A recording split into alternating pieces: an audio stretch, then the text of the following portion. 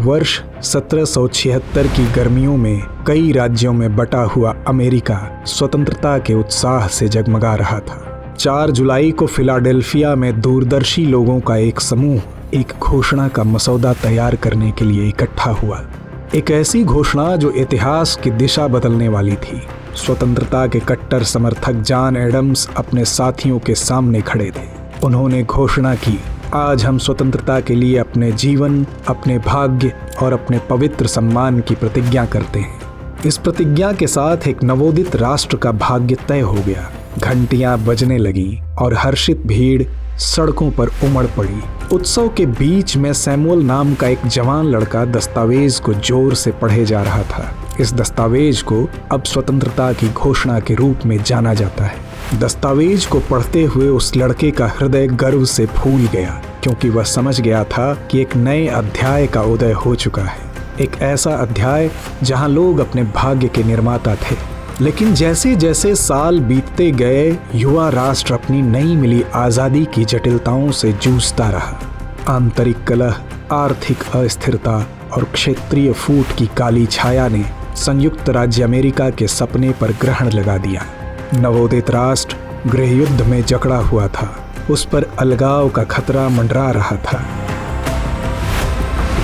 दरअसल अमेरिकी गृह युद्ध उत्तरी राज्यों और दक्षिणी राज्यों के बीच में लड़ा गया एक गहरा विभाजनकारी और परिवर्तनकारी संघर्ष था। इस गृह युद्ध के अनेक कारण थे, जैसे गुलामी, उत्तर और दक्षिणी राज्यों के बीच आर्थिक और सामाजिक अंतर, राज्यों के अधिकार आदि। लेकिन इन सभी कारणों में गुलामी का कारण सबसे प्रमुख था। दक्षिणी राज्यों के सामाजिक ताने बाने में गुलामी गहराई से समाई हुई थी। इसने इन राज्यों के सामाजिक संरचना और सांस्कृतिक मानदंडों को आकार दिया था। दक्षिणी राज्यों ने गुलामी की प्रथा को अपने जीवन के तरीके के लिए आवश्यक बताते हुए इसका बचाव किया। इसके विपरीत उत्तर के राज्य नैतिक आधार पर गुलामी को सही नहीं मानते थे। उन्होंने दक्षिण की आर्थिक और सामाजिक संरचनाओं को चुनौती देते हुए दास्तां को तत्काल समाप्त करने का तर्क दिया। इससे उत्तर और दक्षिण के बीच गुलामी की संस्था पर वैचारिक संघर्ष बढ़ गया। इसी बीच 1861 में अब्राहम लिंकन राष्ट्रपति पद पर आसीन हुए। उन्हें एक ऐसा राष्ट्र विरासत में मिला जो टूटने की कगार पर था। माहौल तनाव से भरा हुआ था और देश परिवर्तन के चौराहे पर खड़ा था।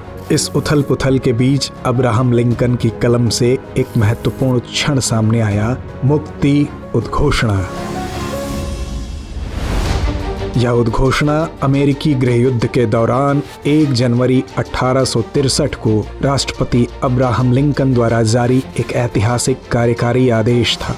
इस उद्घोषणा में कहा गया कि कॉन्फेडरेटेड राज्यों में सभी गुलाम लोग अब आगे और हमेशा के लिए स्वतंत्र होंगे।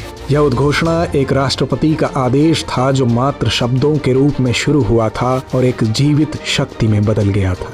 यह उद्घोषणा गूंजती हुई पुकार बन गई थी, एक ऐसी पुकार जिसका उत्तर अनगिनत लोगों ने दिया था जब वे स्वतंत्रता की ओर यात्रा पर निकले। असल में मुक्ति उद्घोषणा ने परिवर्तन के बीज बोए थे, लेकिन इसका स्वागत सर्वसम्मत नहीं था। सत्ता के गलियारों में असहमति की आवाजें गूंजती रहीं और युद्ध जारी रहा। इस तरह मुक्ति उद्घोषणा को अपनी चुनौतियों का सामना करना पड़ा। यह उद्घोषणा उन सीमावर्ती राज्यों पर लागू नहीं हुई जो संघ के प्रति वफादार रहे थे। न ही इसने संघ के नियंत्रण वाले क्षेत्रों में दासों को तुरंत मुक्त किया। लेकिन इस उद्घोषणा ने बाद के कानूनी और संवैधानिक विकासों के लिए आधार तैयार किया, जैसे कि संयुक्त राज्य अमेरिका के संविधान में 13वां संशोधन, जिसे 1865 में अनुमोदित किया गया और पूरे देश में औपचारिक रूप से दास्ता को समाप्त कर दिया गया।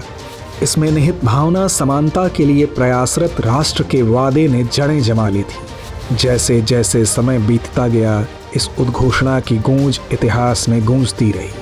यह लचीलेपन का प्रतीक और अदम्य मानवीय भावना का प्रमाण बन गई। मुक्ति की उद्घोषणा ने न केवल कानूनी परिदृश्य को बदल दिया था, बल्कि इसने लोगों के दिल और दिमाग को बदल दिया था। इसने एक अधिक न्यायपूर्ण और समान समाज की दिशा में रास्ता तैयार किया था। तो व्यूअर्स, आज की कहानी में इतना ही। आपसे फिर मुलाकात होगी अगले एपिसोड में किसी और दिलचस्प कहानी के साथ। तब तक के लिए नमस्कार।